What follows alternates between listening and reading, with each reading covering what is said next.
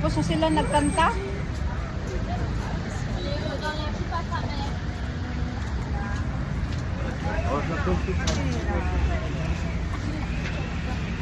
May ano dito.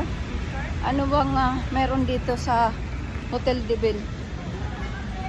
Ha? Nandito kami sa Hotel de Ville ng Cannes. Yan.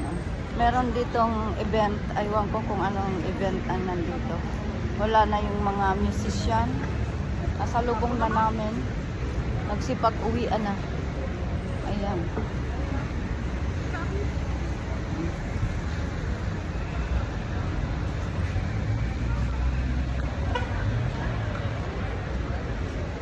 Galing kami doon kanina sa taas.